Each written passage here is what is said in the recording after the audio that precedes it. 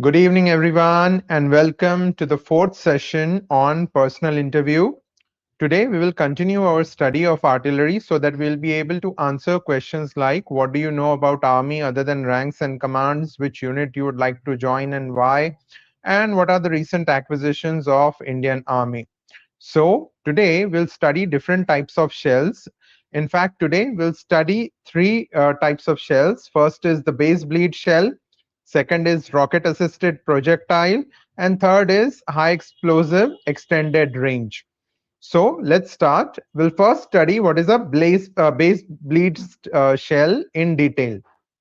So what is a base bleed shell? Guys, in artillery, whenever a shell is fired towards the rear area where this arrow is pointing in the image, a low pressure gets generated, which results in a drag being generated. Now, due to this drag, the shell is pulled backwards. Now, this is not as if the shell is practically pulled backwards, but the shell, due to this drag, is not able to achieve its maximum or optimum range. So what engineers came up with as a solution is a small gas generator is fitted towards the tail area, towards the rear area of an artillery shell, so that in a very smooth manner it is able to release gases, minimizing this drag, and that's how the shell achieves its maximum range. This drag becomes more or less ineffective. So the shell which has this kind of a gas generator towards its tail area, that is called a base bleed shell. Now here you will be able to see that the gas generator is working, it is releasing gases. One thing I would like to clarify here, this gas generator doesn't act like something that gives the shell a thrust or increases its range. It does not give it any kind of extra push or thrust. It is just there to ensure that the low pressure doesn't get created and the drag doesn't get created due to this, and the shell is able to achieve its maximum range. So what is a base bleed shell? A base bleed shell is a type of artillery projectile designed to reduce aerodynamic drag by releasing gas from its base during flight. Unlike normal shells, it doesn't generate thrust like a rocket-assisted projectile. Instead, it fills the low-pressure vacuum behind the shell, cutting turbulence and drag. This increases range, typically by 20 to 35%, and improves accuracy. So that is what a base bleed shell is. Now let's study this in more detail. How base bleed shells work. Normal shell, when a standard artillery shell flies, a low pressure zone forms behind it, creating base drag that slows the shell and limits range. In base bleed shell, it contains a small gas generator at the rear. As the shell travels, this generator burns and releases gas into the wake, reducing drag. Key difference, it doesn't push the shell forward, no thrust. I already specified and clarified that, but it makes the airflow smoother, allowing the shell to travel farther and more consistently. So that is the working mechanism behind a base bleed shell. Key features, gas generator unit at the base with vents, controlled burn lasting through the mid-flight phase, no rocket propulsion, purely drag reduction, compatible with standard 155 mm artillery systems like the K9 Vajra, improved trajectory stability due to reduced turbulence. So due to this drag minimizing or disappearing, the turbulence also disappears and the shell is able to travel in a more precise manner, in a more effective manner, and that's how the accuracy increases. Benefits compared to regular shells. Extended range. Normal 155 mm shell has a range of around 25 to 30 kilometers. Base bleed shell has a range of around 35 to 40 kilometers depending on gun, caliber and charge. Better accuracy, reduced turbulence means more consistent impact points. Cost effective, cheaper than rocket assisted projectile while still offering significant range extension. We'll study what is a rocket assisted projectile in a while. We'll study that in detail, don't worry. Operational flexibility, useful for long-range bombardment without needing heavier or more complex ammunition. Interoperability works with NATO standard chambers, for example, 23-liter chamber of 155 mm 52 caliber guns. So it is interoperable, can be used with different guns of 52 caliber. In summary, a base bleed shell is essentially a drag-reducing artillery round that uses a gas generator at its base to extend range and improve accuracy. It's a middle ground between normal shells and rocket-assisted projectiles, offering longer reach and tighter grouping without the cost or complexity of rockets.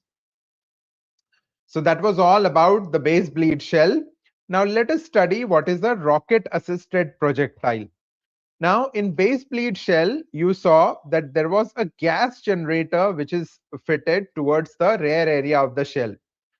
In rocket-assisted projectile, there is a motor which has solid propellant which is fitted in the rear area, and this is what gives it a thrust.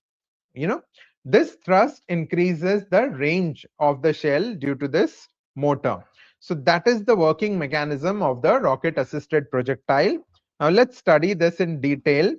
What is a rocket-assisted projectile? A rocket-assisted projectile is an artillery shell that carries a small rocket motor in its base, which ignites after the shell leaves the gun barrel to extend its range beyond what conventional propellant alone can achieve. Now, this is the M549A1 Hera shell. This is high explosive, rocket assisted. It's American Army's ammunition. Now, here you will be able to see that the arrow is pointing towards rocket grain. Whenever in artillery or in weapons terminology, the word grain is used for propellant, it generally means the solid propellant is in the form of like a capsule. How we get capsule from medicine shops, it's a solid grain.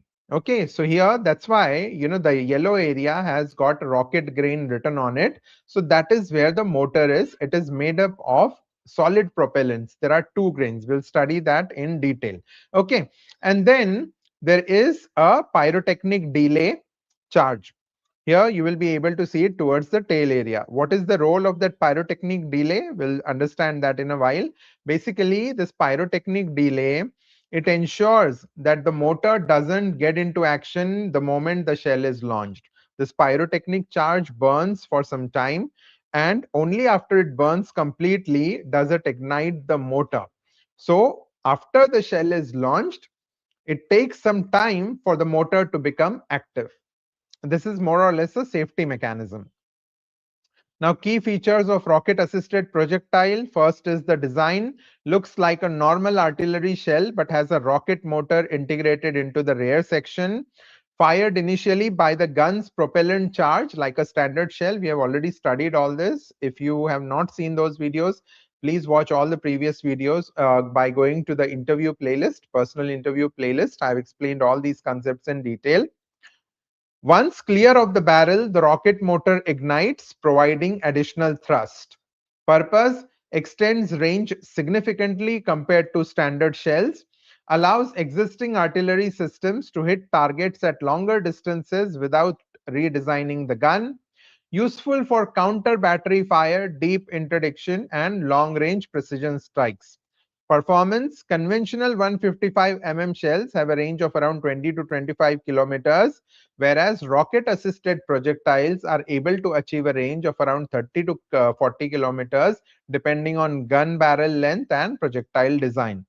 Examples of rocket-assisted projectile in service.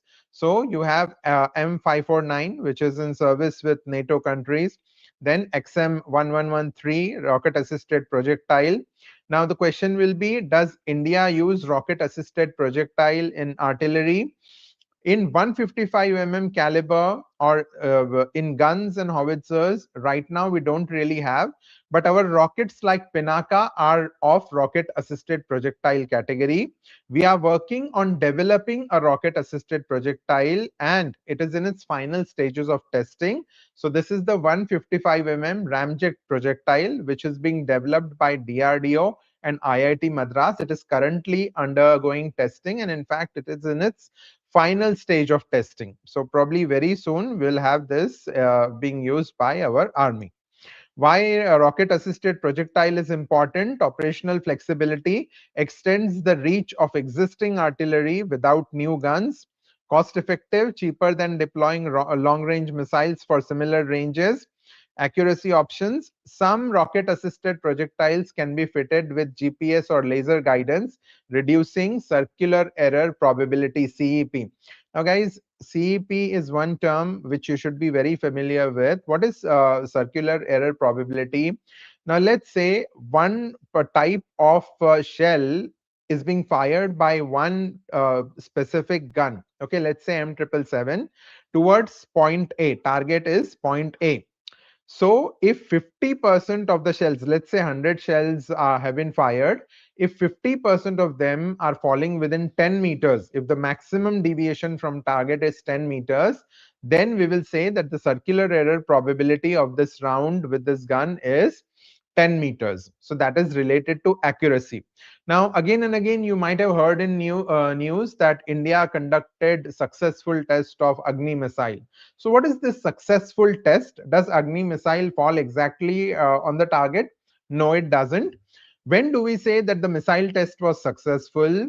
We say that the missile test was successful when the missile falls within 200 meters of the intended target. So that is the concept of circular error probability, and it is related to accuracy. Okay. So sequence of working mechanism of a rocket assisted projectile. A rocket assisted projectile is a special type of artillery shell that has a small rocket motor built into it. When the shell is fired, it first gets its initial push from the gun's normal propellant charge, just like a regular shell.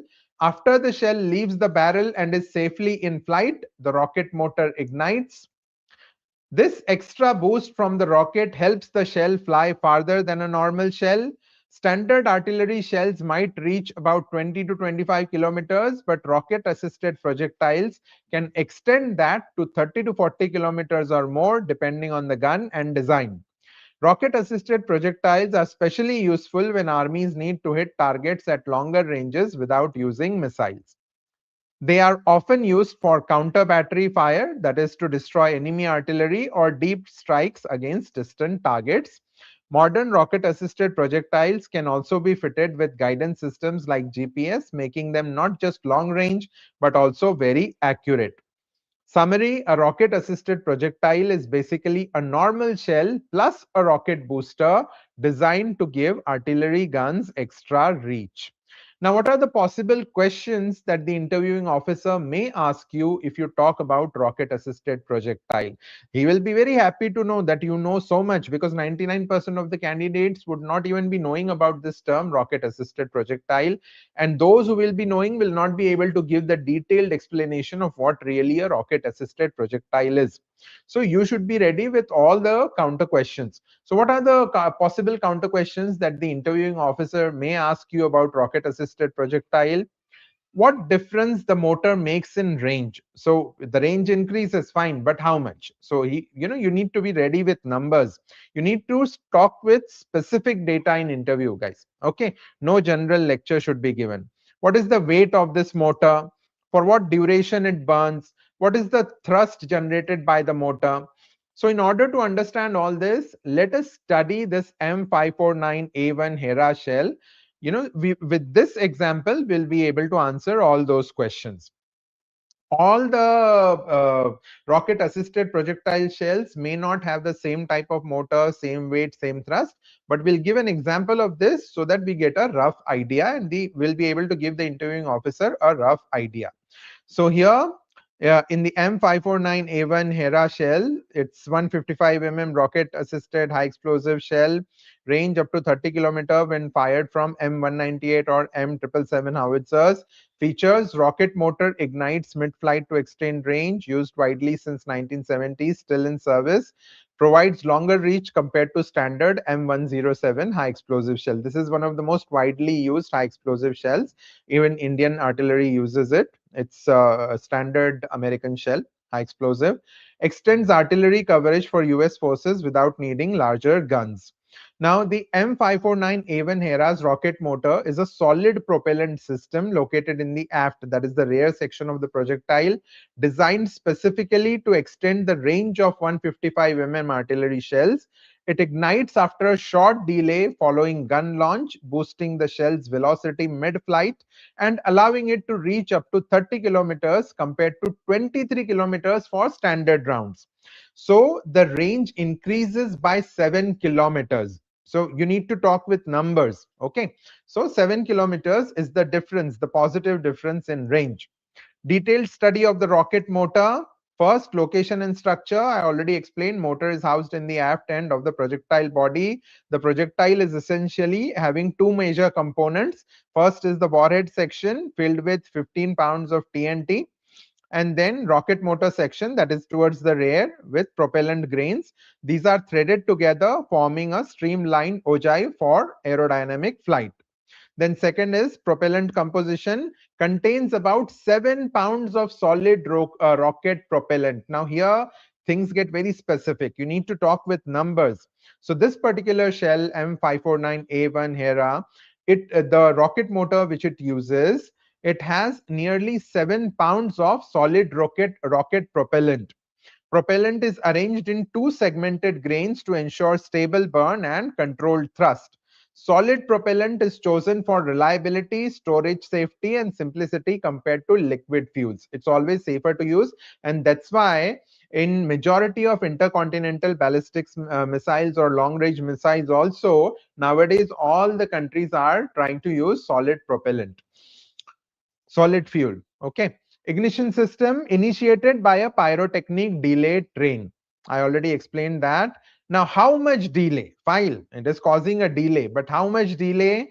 Delay is approximately 7 seconds after gun launch, ensuring the projectile is already in stable flight before rocket ignition.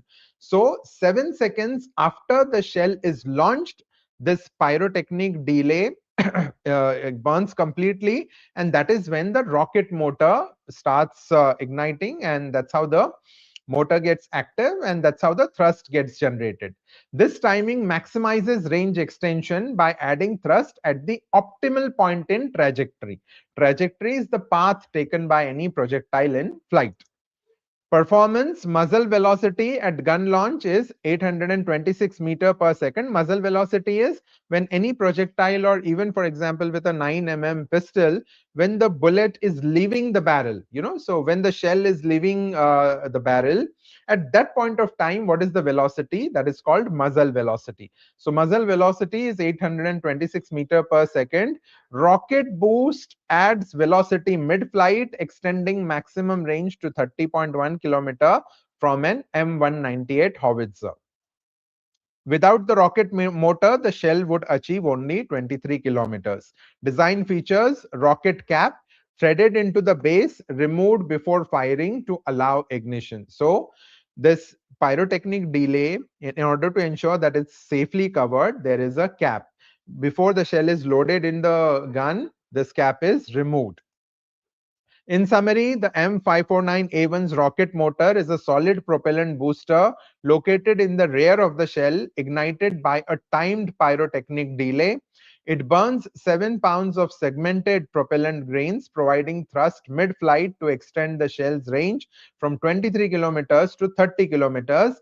This design makes the M549A1 a cornerstone of US extended range artillery capability. So this particular shell, and even the M198 howitzer, is with the US Army. Okay. Now, motor weight and composition. Assembly weight is around 8 to 12 kg for the complete motor section, including casing, nozzle, igniter, delay trail, and propellant. So this motor that we are again and again talking about, what is its weight? It's around 8 to 12 kg.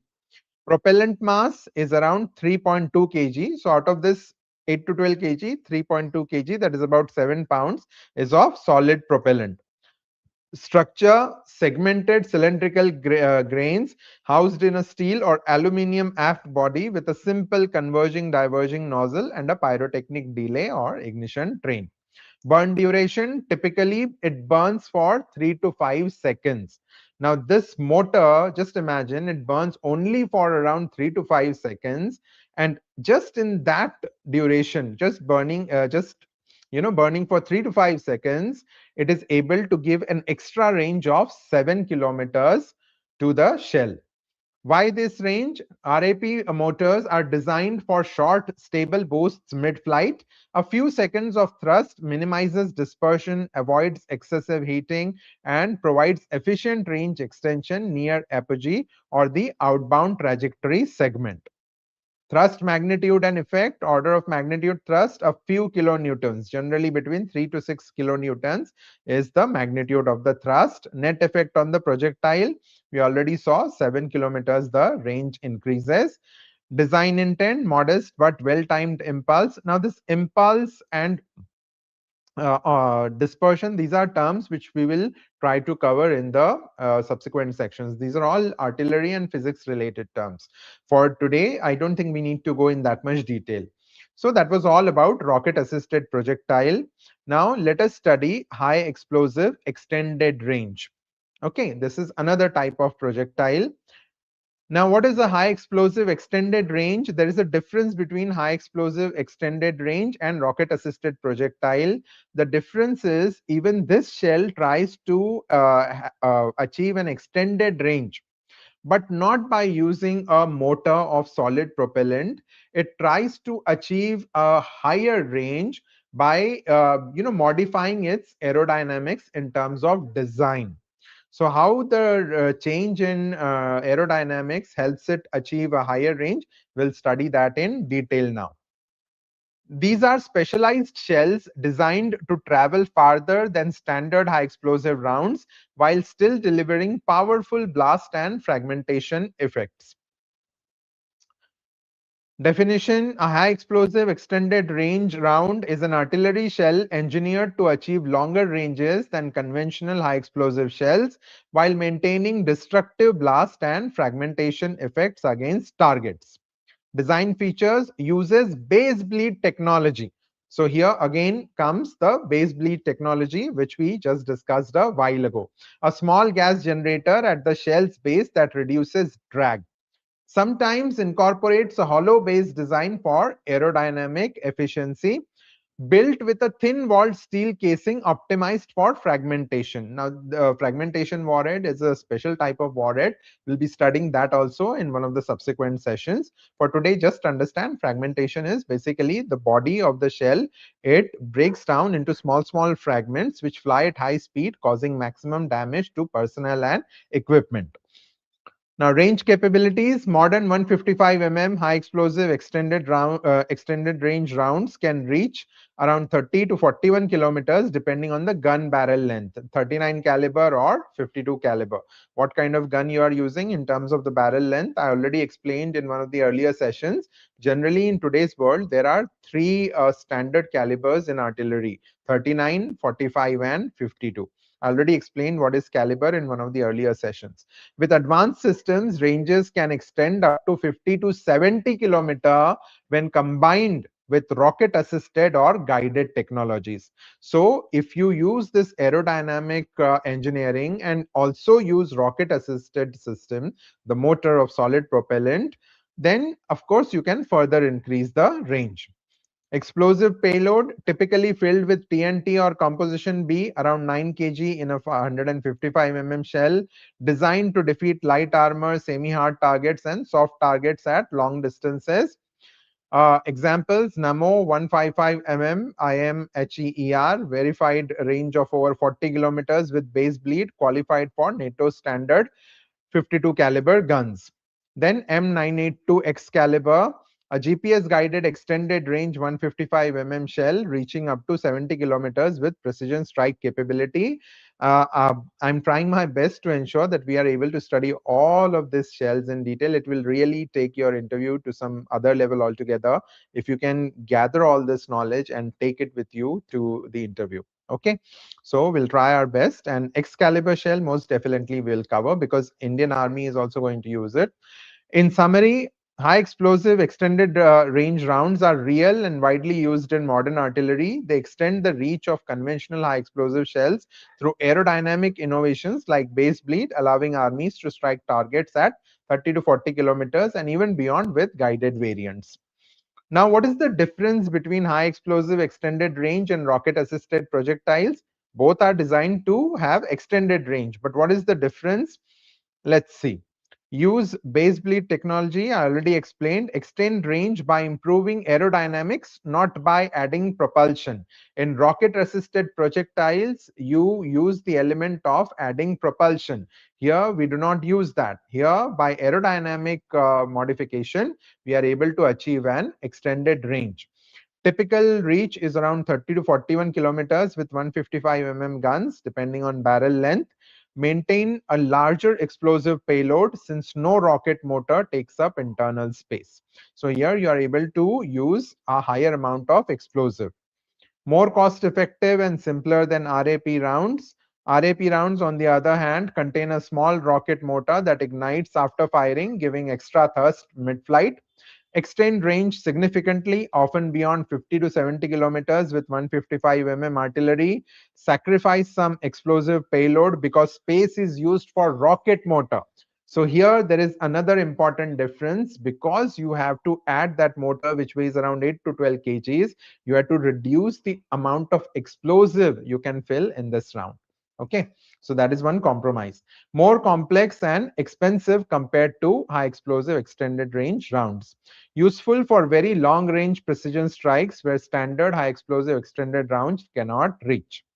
Key contrast: high explosive extended round, aerodynamic drag reduction resulting in longer range without propulsion. In rocket assisted projectile, added rocket propulsion, much longer range but reduced payload. So you compromise on the amount of explosive you add in the shell with rocket assisted projectile. Okay, now let's see. So what are the aerodynamic and or other features that help high explosive extended range shell achieve higher range without using a propellant motor? Naturally, the IO will ask you, okay, you're talking about change in aerodynamics, but what are those changes? Can you specify? You should be ready with all the answers. You should be ready for all these counter questions, and it is in your preparation of these answers that your fate will be decided, whether you'll get recommended or not. And when you get recommended, what will be your score? If you prepare the way I'm guiding you, you will be amongst the top 3 in any merit list. Okay, so unique features of high explosive extended round shells. There are 4 unique features of high explosive extended range shells. First is the base bleed unit, a small gas generator. We already saw that. Let's not waste time on this. It typically adds 20 to 30% more range compared to standard high explosive shells. Second and more important is optimized aerodynamic shape. Streamlined ogive, the nose cone, that is slightly more conical compared to a normal high explosive shell. Longer, more pointed nose reduces air resistance.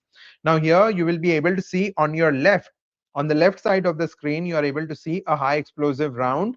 On the right side, you have the high explosive extended range round. Now observe carefully and you will notice that the high explosive extended range round has a slightly more longer conical structure. You know, so that is what results in the air friction, that drag getting reduced. Okay, here you observe the high explosive shell, how its body is, and here you observe the high explosive extended round. You will see it is slightly more conical, more sharper in terms of even the cone design compared to high explosive round. So boat tail design. Now tapered rear section minimizes turbulence. So what is a boat tail design? Let's understand that. What is a tapered rear section? Now here you are able to see uh, where the arrow is pointing, towards the rear, it is angled inwards. Okay, this is called a boat tail design. This reduces turbulence, this reduces drag. On the other side, that is on the left side, you will be able to see what is called a flat base design. Okay, so here also it's a 9 bullet, but here you see it's a boat tail tapered towards the rear, the angled inwards, and then you have the flat base design. Okay, so that is the difference. So effect improves ballistic coefficient, allowing the shell to maintain velocity longer. Thin-walled, high-strength steel body, shell casing is engineered to be lighter while still strong enough to withstand firing stress. Effect, more explosive filler can be carried without increasing overall weight, keeping velocity high. Optimized driving bands, improved rotational stability. Very, very important, guys. You need to understand this. Most of the artillery shells generally have a copper band towards the rear. Why that copper band is there? Now see, rifling grooves impart spin, but high explosive extended range shells often have optimized driving bands and weight distribution. Now, if you have seen on YouTube, on internet, or in reality, if you have attended, for instance, in Devlali, there is this annual Topchi exercise, especially for civilians, so that they can come and see the firing of the guns, and then they can even see the guns up close. Or if you have seen it on on internet, then you would have noticed that the barrel is having those spiral grooves inside. It is called rifling in weapon terminology. These spiral grooves help the shell get a nice spin, and that spin gives it a very nice stable flight as well as accuracy. Okay, but then the problem with these grooves is that the shell is round in shape. So these grooves, due to these grooves, the gases, high pressure gases, which are released or generated upon the charge getting ignited, they will escape, thereby reducing their maximum impact. If their impact is reduced, then even the shell's range will get reduced. So to solve that problem, shells generally have a copper cable towards the rear. Now here you will be able to see this is a 155 shell. Here you will be able to see there is a copper cable. If not copper, it is made up of some alloy or some metal which is very, very soft. So when the shell gets fired, this copper cable, it fits into those spiral grooves, thereby minimizing it. It seals the gases towards the rear so that they don't escape from the spiral grooves, and that ways the shell is able to get the maximum effect, the maximum impact of that high pressure gas getting generated. Okay, now, here you are able to see how those rings look after the shell is fired, because they fit into that groove and they move in a circular rotational manner. So these this copper cables are there in almost all the shells, but with high explosive extended range, there is additional extra smarter engineering done. Even the metallurgy that goes into it is slightly more advanced and improved to ensure that there is more stability during the flight. Okay, effect, it reduces yaw and drag, ensuring straighter, longer flight paths. Why aerodynamics matter? Drag reduction. The majority of range gain comes from reducing base drag. Energy retention. Better aerodynamics allow the shell to retain velocity longer, extending trajectory. Operational advantage. High explosive extended range shells give artillery units the ability to strike deeper targets without needing rocket assistance, bridging the gap between conventional high explosive and rocket assisted projectiles. Quick recap, high explosive extended range shells achieve their longer reach through base bleed technology, streamlined aerodynamics, and optimized casing design. These innovations allow them to fly farther and more efficiently than standard high explosive shells, making them a cost-effective alternative to rocket-assisted projectiles. That was all about high explosive extended range shell. So that brings us to the end of today's session. I hope you found it very informative. Please like this video, share it with all your friends who are preparing for SSB, and share it in all the SSB related groups that you are a part of. Encourage all your friends to subscribe to our channel, especially, those who are preparing for SSB, not anyone and everyone. So make sure you like it. Tomorrow we'll have a live session on VAT. The word we will study will be defeat. Write a sentence on it and then keep it ready for analysis during the live session.